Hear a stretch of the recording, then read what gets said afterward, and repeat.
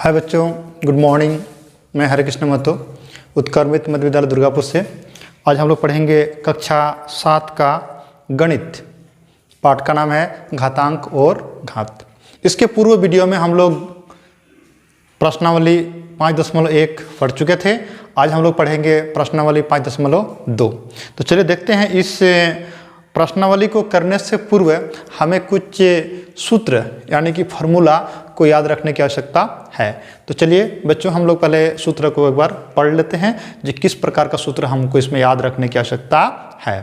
तो इसमें देखेंगे कि पहले हमको ये सूत्र याद रखना होगा कि a का पावर m इंटू a का पावर n इजिकल टू होगा a का पावर m प्लस n। इसको हम इस तरह से पढ़ेंगे। इसके बाद फिर 2 नंबर दिया हुआ है कि a का पावर m भागा a का पावर n बराबर हो जाएगा a का पावर m माइनस n। यहाँ पर a का मान जो है शून्य नहीं होना चाहिए और m का मान n से बड़ा होना चाहिए। वैसा कंडीशन में ये सूत्र जो होता है पूरी तरह से फ्लो होता है। कभी कभी छोटा बड़ा भी हो सकता है, लेकिन यहाँ सूत्र में दिखाया गया है कि m का मान n से बड़ा होगा। तो यहाँ पर सूत्र हम लोग पढ़ेंगे a का पावर m भागा a का पावर n बराबर a का पावर m माइनस n। ये सूत्र है। 3 नंबर सूत्र दिया हम लोग का है a का पावर m का होल पावर n बराबर पढ़ेंगे a का पावर m इंटू n। सूत्र नंबर 4 पढ़ेंगे a का पावर m इंटू b का पावर m। दोनों का पावर देखिए यहाँ बराबर है, सेम है। बराबर क्या हो जाएगा a इंटू b का होल पावर हो जाएगा m।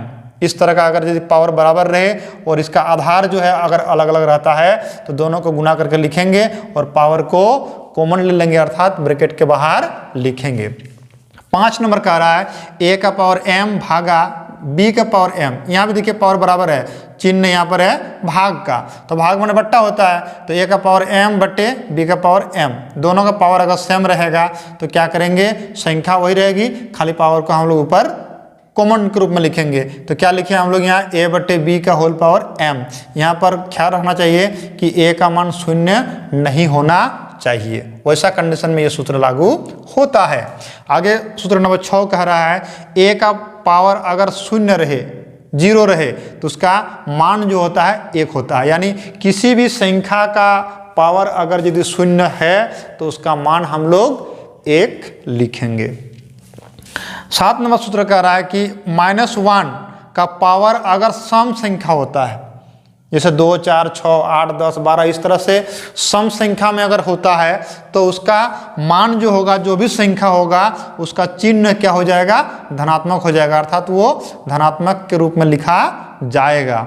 8 नंबर क्या कह रहा है कि -1 का पावर यानी किसी संख्या का पावर यदि विषम उसका रहे घात, तो उसको हम लोग माइनस के रूप में ही लिखेंगे, अर्थात उसका चिन्ह जो होगा माइनस ही रहेगा।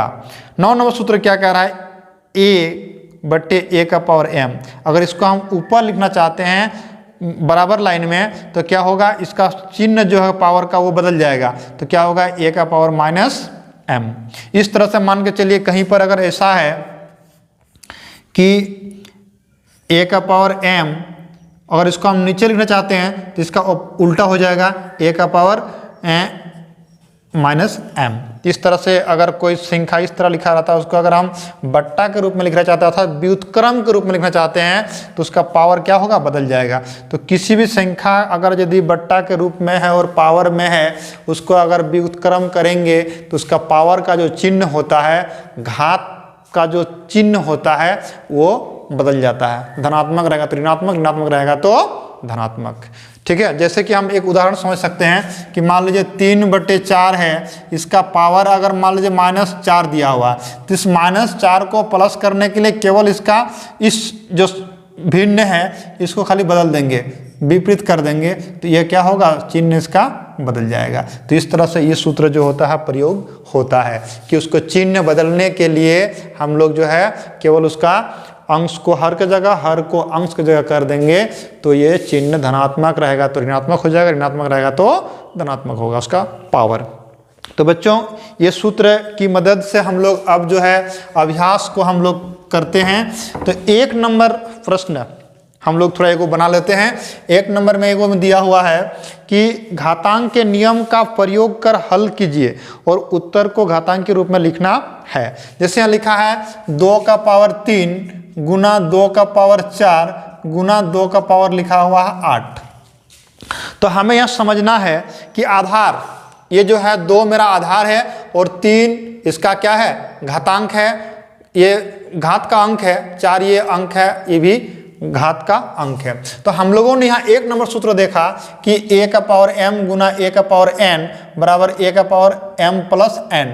तो इस सूत्र का प्रयोग करेंगे। यहाँ हमको थोड़ा समझना है कि यहाँ 3 संख्या है और सूत्र में दर्शाया गया है 2 ही को, लेकिन हम लोग ये जानना होगा कि 2 या 2 से अधिक जितनी भी संख्या होगा, अगर आधार उसका 1 रहे तो हम लोग यही सूत्र का प्रयोग करेंगे।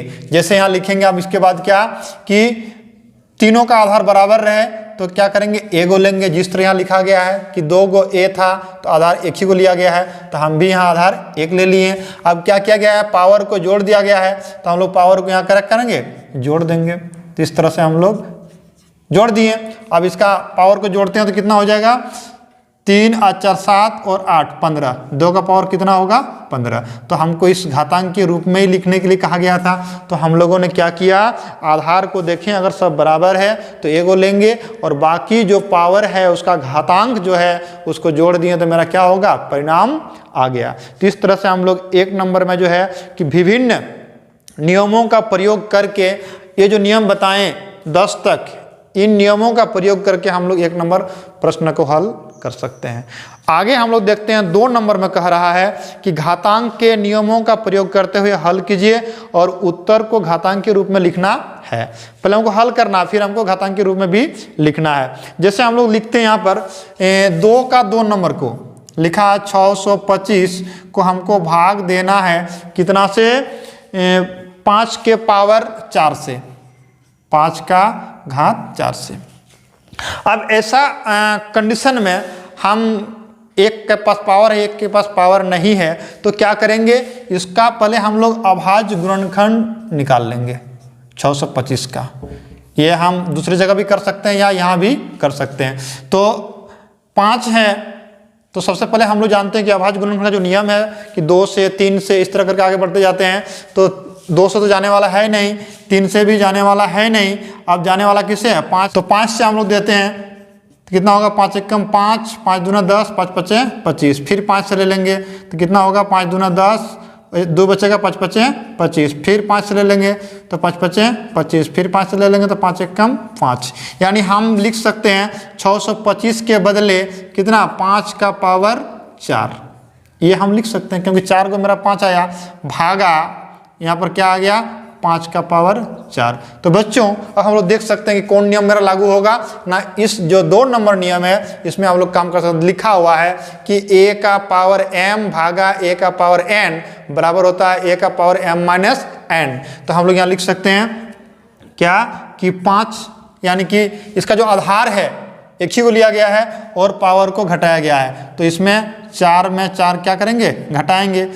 तो कितना आ गया हम लोग को, 5 का पावर 0। तो हम लोग यहाँ पर और एक नियम पढ़ चुके हैं 6 नंबर में कि किसी भी संख्या का पावर अगर 0 रहे तो उसका मान कितना होता है, 1 होता है। तो 5 का पावर 0, चूंकि हमको घातांक के रूप में ही लिखने के लिए कहा गया था, इसीलिए हम लोग घातांक के रूप में इसका आंसर यही देंगे। क्योंकि घात का अंक कुछ न कुछ होना चाहिए, तो इसका अंक कितना होगा, 0 होगा। तो इस तरह से हम लोग इस प्रश्न को हल कर सकते हैं। चूंकि इस नियम का यहाँ प्रयोग नहीं करेंगे, क्यों नहीं करेंगे, क्योंकि हमको घातांक के रूप में लिखने के लिए कहा गया है। तो बच्चों इस तरह से हम लोग जो है 2 नंबर में भी विभिन्न नियमों का प्रयोग करके हम लोग प्रश्नों का हल कर सकते हैं। 3 नंबर प्रश्न पर कहा गया है कि घातांकों के नियमों का प्रयोग कर हल कीजिए और उत्तर को घातांक के रूप में लिखना है। इसका भी हम लोग एक प्रश्न जो है कि बना करके देख लेते हैं जो किस तरह से ये हम लोग का हल होगा। 3 का भी हम लोग एक प्रश्न देख लेते हैं किस तरह से बनाने कहा गया है। 625 गुना है 27। तो बच्चों यहाँ हमको घातांकीय रूप में पहले लिखना है। तो सबसे पहले हम लोग दोनों ही संख्या का अभाज्य गुणनखंड से उसका जो है घात का जो मान होगा उसको पहले पता कर लेते हैं। तो 625 का हम लोग अभाज्य गुणनखंड निकालते हैं। तो अभी निकाला हम लोग 5 से, 5 एकम 5, 5 दूना 10, 5 पचे 25, फिर 5 से जाने वाला है, 5 दूना 10, 5 पचे 25, फिर 5 से जाएगा, 5 पचे 25, फिर 5 से, 5 एकम 5। अब 27 का भी हम लोग निकाल लेंगे। ये कार्य रफ में भी कर सकते हैं, कोई दिक्कत नहीं कि यही करना है। अब 3 से जाने वाला है, 3 नम 27, फिर 3 से, 3 तिरका 9, फिर 3 से, 3 एकम 3। यानी हम लोग यहाँ लिख सकते हैं कि 625 को क्या लिखेंगे हम लोग, 5 का पावर 4 गुना 27 के बदले हम क्या लिख सकते हैं, 3 का पावर 3। तो इस रूप में हमने लिख लिया।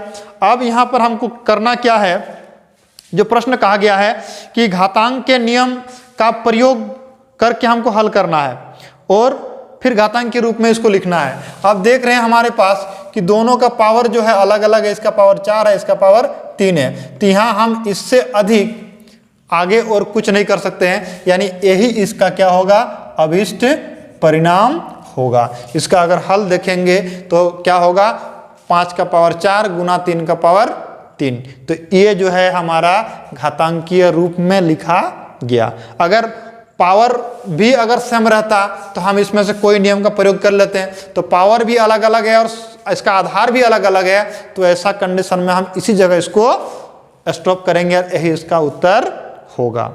प्रश्न नंबर 4 को देखते हैं। प्रश्न नंबर 4 का जो 1 नंबर है उसको भी हम थोड़ा जान लेते हैं। 4 का 1 नंबर दिया हुआ है। इसमें कहा गया प्रश्न है कि निम्नलिखित प्रत्येक को अभाज्य गुणनखंडों की घातों के गुणनखंड के रूप में व्यक्त कीजिए। पहले हम लोग अभाज्य गुणनखंड के मदद से घातों को गुणनखंड के रूप में हमको लिखना है। तो इसमें लिखा हुआ 4 का 1 नंबर में कि -3 का पावर दिया हुआ 7 इंटू -1 का पावर दिया हुआ 5 बट्टा हो जाएगा 3 का पावर 4 गुना 3 का पावर 2। ये हमारा दिया हुआ है। अब इसको कैसे करेंगे जरा जान लेते हैं इसको बढ़िया से हम लोग। कि सबसे पहले हम देखेंगे कि यहाँ पर जो संख्या है ये सम और विषम से पहले हम लोग उसका चिन्ह को देख लेते हैं कि चिन्ह रहेगा कि नहीं रहेगा। तो हम लोग देख लेते हैं कि अगर किसी संख्या का पावर अगर विषम रहे तो चिन्ह रहेगा।